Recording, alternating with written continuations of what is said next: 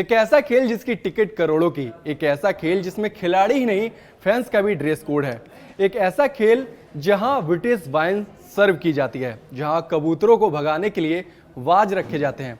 असली ट्रॉफी किसी को नहीं बल्कि नकली ट्रॉफी मिलती है। आपने क्रिकेट देखा होगा जहां लाखों की भीड़ एक स्टेडियम में, टिकट मात्र 1000 रुपए, कोई फैंस कैसा भी बेस बनाकर आ रहा है और अपनी टीम को चीयर कर रहा है। लेकिन एक खेल ऐसा भी है जिसमें शांति है, नियम है, कायदे हैं, न सिर्फ खिलाड़ियों के लिए बल्कि देखने वालों के लिए भी। नमस्कार, मैं हिमांशु मिश्रा, स्वागत है आपका न्यूज़ 18 के डिजिटल प्लेटफॉर्म में।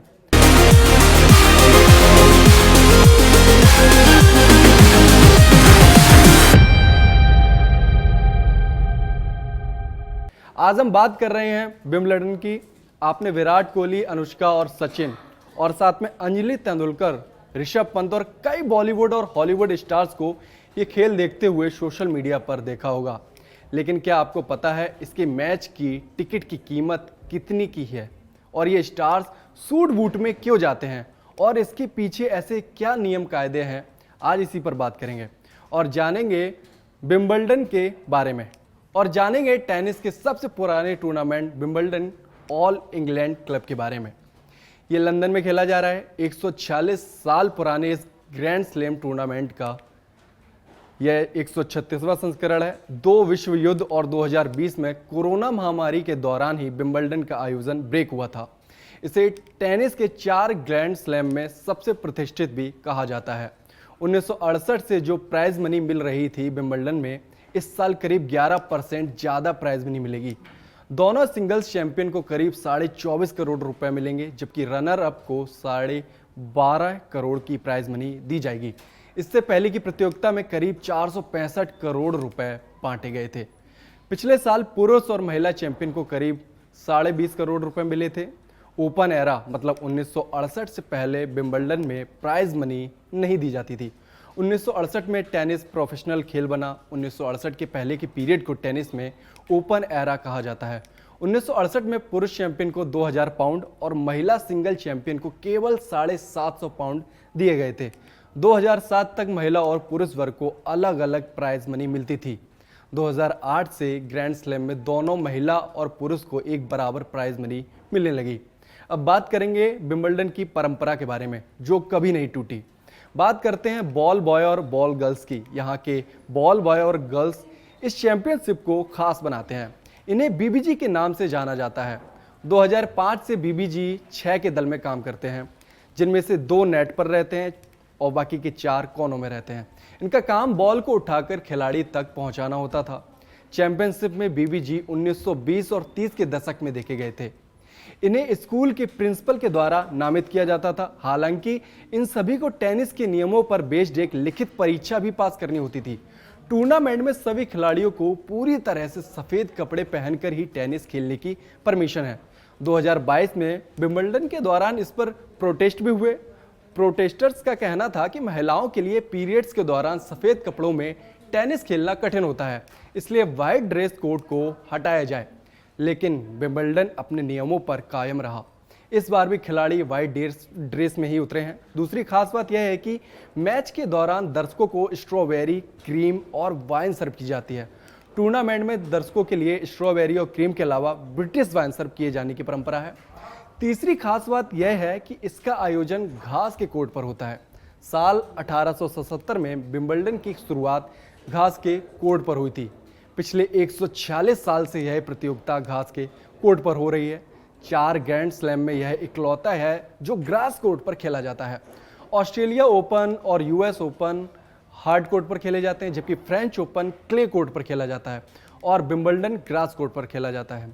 विंबलडन के ऑर्गेनाइजर्स के मुताबिक टेनिस की शुरुआत ही घास के कोर्ट से हुई थी, इसलिए आज भी उस परंपरा को कायम रखते हुए घास पर ही गेम खेले जाते हैं। आपको बता दूं कि इस क्लब के पास 18 ग्रास कोर्ट मौजूद हैं। अब विंबलडन के कुछ रोचक तथ्य हैं जिनके बारे में आपको बताते हैं।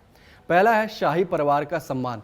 पहले खिलाड़ी सेंटर कोर्ट में आते थे और कोर्ट में छोड़ते समय रॉयल बॉक्स में बैठे शाही परिवार के सम्मान में सिर झुकाते थे। 2003 में ऑल इंग्लैंड क्लब के अध्यक्ष उनकी शाही महारानी ड्यूक ऑफ कैंट ने इस परंपरा को बंद करने का फैसला लिया। अब खिलाड़ी तभी सिर झुकाते हैं जब वेल्स के राजकुमार या महारानी यहां उपस्थित हों। ऐसा 2010 में हुआ जब 24 जून को विंबलडन में महारानी खुद मौजूद थी। दूसरा है खिलाड़ियों को एड्रेस, मतलब 2019 से पहले महिला खिलाड़ियों को स्कोर बोर्ड पर मिस या मिसेज से संबोधित किया जाता था। इसे फॉलो करते हुए विवाहित महिला खिलाड़ियों को उनके पति के नाम से संबोधित किया जाता है। सबसे बड़ी बात, ट्रॉफी नहीं बदली गई। विंबलडन में 1887 से पुरुष सिंगल के विजेता को ट्रॉफी दी जा रही है। पुरुष चैंपियन को 18.5 इंच लंबा और 7.5 इंच चौड़ा कप मिलता है।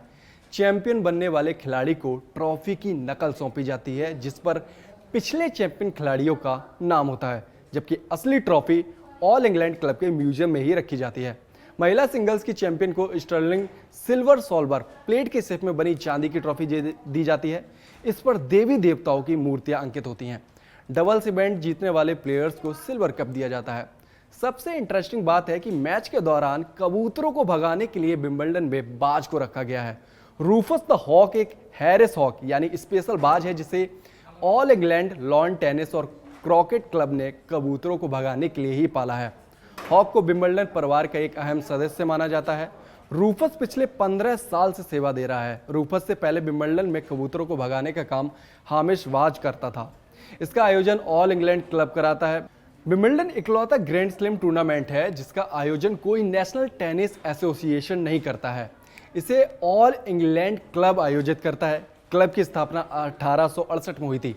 टेनिस पहले क्रॉकेट कहलाता था। 6 मेंबर्स ने मिलकर ऑल इंग्लैंड टेनिस और क्रॉकेट क्लब की शुरुआत की और फिर आगे चलकर इन्हीं ने 1877 में विंबलडन टूर्नामेंट शुरू किया। आज यह प्राइवेट क्लब है और इसमें 500 मेंबर हैं। प्रिंसेस ऑफ वेल्स इस क्लब की मालकिन रहती हैं। इस समय कैथरीन एलिजाबेथ मिडलटन इसकी मालकिन है। अब बात करते हैं विंबलडन में इस समय चल क्या रहा है। स्पेन के कार्लोस अल्काराज ने लगातार तीसरे साल विंबलडन मेन सिंगल्स के फाइनल में जगह बना ली है। उन्होंने सेमीफाइनल्स में अमेरिका के टेलर फिट्ज को हरा दिया। फाइनल में उनका सामना वर्ल्ड नंबर 1 इटली के जेनिक सिनर से होगा। सिनर ने विंबलडन के सेमीफाइनल में नोवाक जोकोविच को हराकर अपनी जगह बनाई है। जोकोविच को सेमीफाइनल में वर्ल्ड नंबर 1 सिनर ने सीधे सेट से हराया था। मैच के दौरान जोकोविच को पुरानी चोटों व उम्र के कारण कई कठिनाइयां झेलनी पड़ी। उन्होंने ये खुद एक्सेप्ट किया कि उम्र का असर निश्चित रूप से टीम पर पड़ रहा है। वुमेन सिंगल्स के सेमीफाइनल मुकाबले शुक्रवार को ही हो गए थे। पोलैंड की इगा स्वागेत और अमेरिका की अमांडा एनिमोसिमोवा ने अपने अपने सेमीफाइनल जीतकर फाइनल में जगह बनाई। दोनों के बीच खुताबी मुकाबला आज खेला जाएगा। वुमेन्स डबल्स में वर्ल्ड नंबर 1 जोड़ी ने सेमीफाइनल्स जीता। वुमेन्स डबल्स में बेल्जियम की एलिस मर्टेस और रूस की वेरोनिका की वर्ल्ड नंबर 8 जोड़ी ने फाइनल में जगह बना ली।